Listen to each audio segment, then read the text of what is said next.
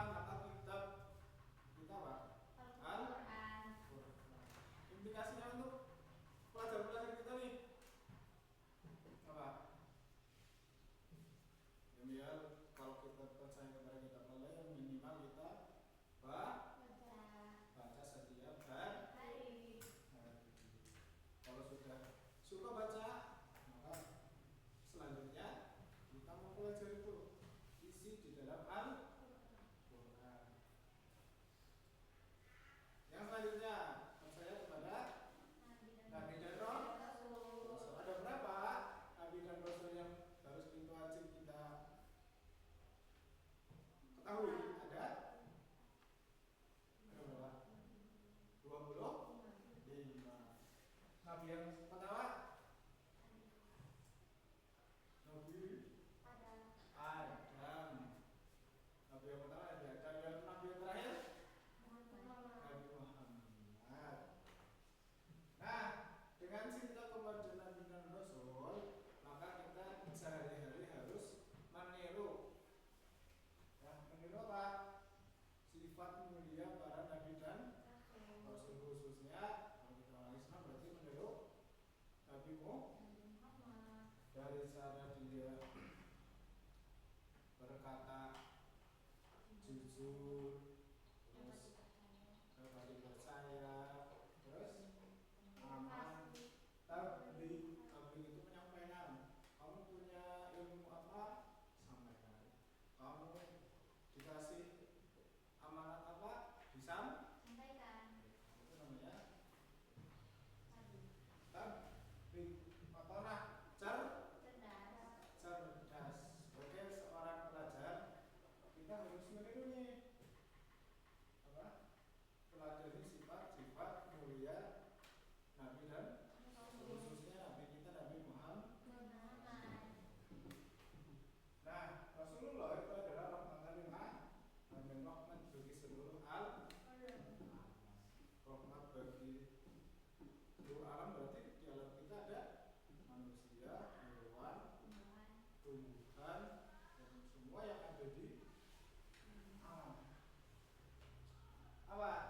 Loh, sebagai pelajar muslim wajib merangkul teman yang sedang kesulitan dan menolak semua hal buruk terkait dengan perundungan. Kamu saling bolos, ya, jangan sampai saling bolos. Maka teladanilah sifat Nabi Muhammad. Ada 4: tabligh, fatonah, siddiq, amanah. Yang selanjutnya adalah meyakini hari akhir. Segala yang ada di dunia ini kita pasti akan merasakan yang namanya hari akhir. Yang meyakini apa? Hari kebangkitan, hari perhitungan, hari pembalasan. Dengan kita meyakini hari akhir, kita melakukan sesuatu di dunia akan selalu melakukan hal-hal yang baik. Karena apa? Karena kita selalu berpikir, oh besok kita sudah meninggal di alam kubur, dihisab, dibalas perbuatannya, baik itu perbuatan baik maupun perbuatan tercela. Nah, implikasinya atau yang bisa kita realisasikan di lingkungan apa? Mudah digunakan untuk karya positif. Kalian sebagai pelajar harus melakukan hal yang positif, jangan melakukan yang negatif. Sekarang kan banyak tuh para pelajar yang tawuran, terus apa lagi? Kalau di media sosial apa? Joget-jogetan tidak kena, pakaian-pakaian yang tidak sesuai ajaran Islam. Terus apa? Belajar dengan giat.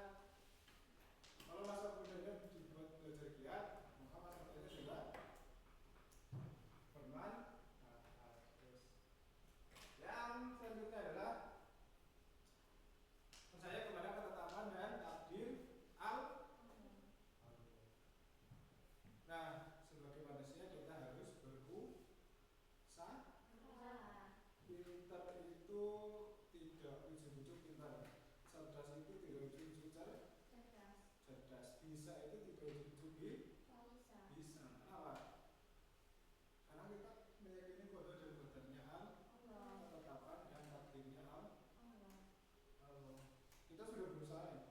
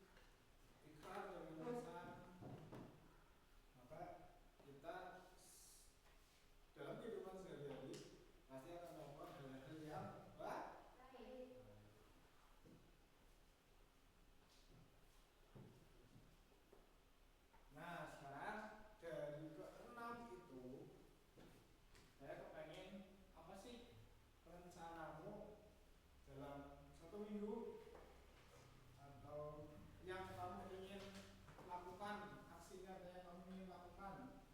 Coba sekarang tulis rencanamu di buku, nanti dibacakan.